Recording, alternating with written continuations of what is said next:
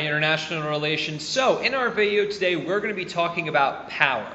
Power is the most important function when we're talking about international relations because there are a lot of different perceptions of power. There are a lot of different perceptions of what makes a state powerful.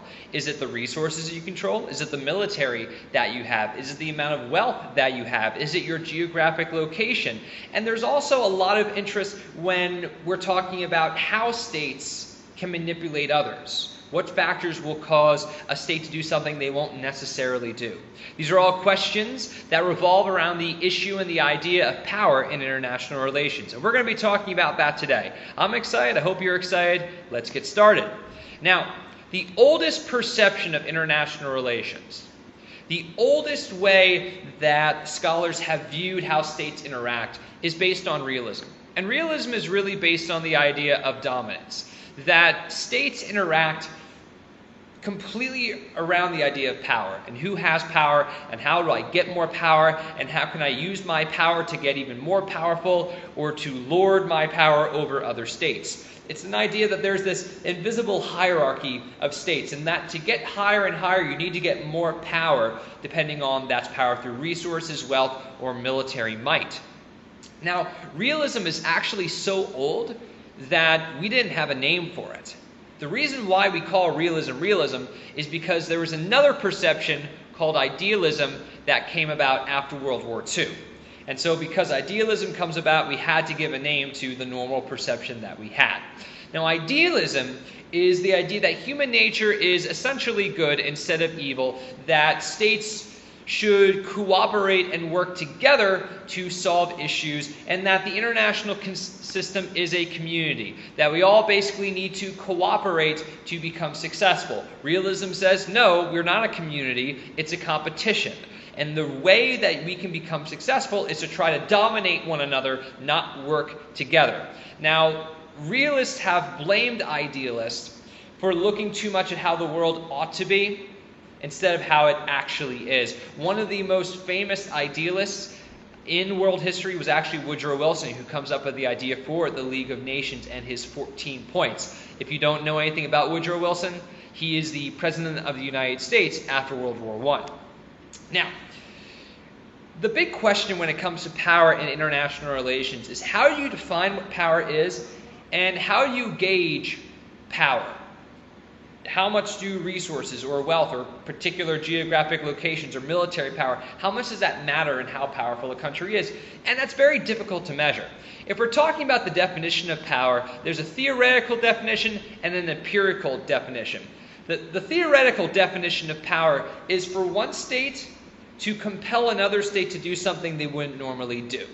Now, how does one state do that? Well, they could threaten them with their military, they could threaten them with wealth, they could entice them with alliances, they could entice them with funding, but basically power is getting one state to do something they wouldn't normally do.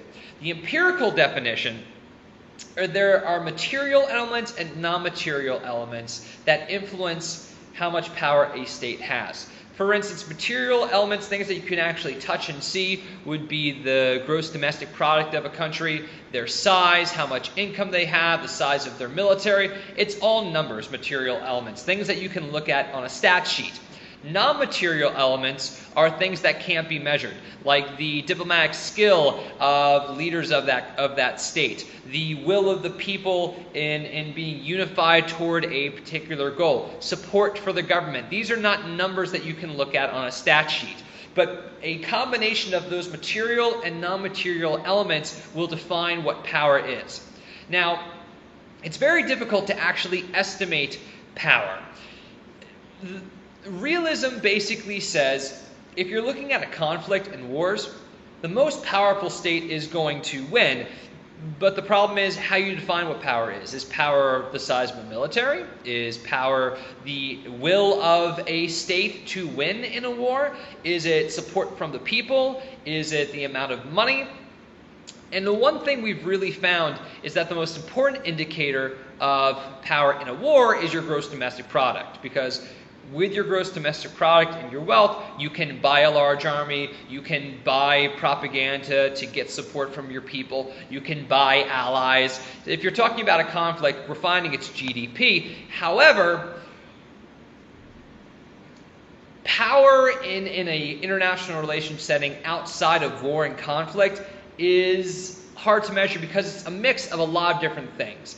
Now, there are tangible and intangible elements of power, and not only tangible and intangible elements, but also long-term and short-term elements. So if we're looking at long-term elements that are tangible, things we can see on a stat sheet, that would be your GDP, the size of your population, how big your territory is, and what natural resources that you have. Those are things that are long-term, things that will stick around in a state. Less tangible elements that are in long-term would be your political culture, how people view politics and their role in there, their patriotism and their nationalism, what their education level is, what technology that state has. These are all things that states have long-term. However, there are short-term elements of power that are tangible, that you can touch and see, and non-tangible.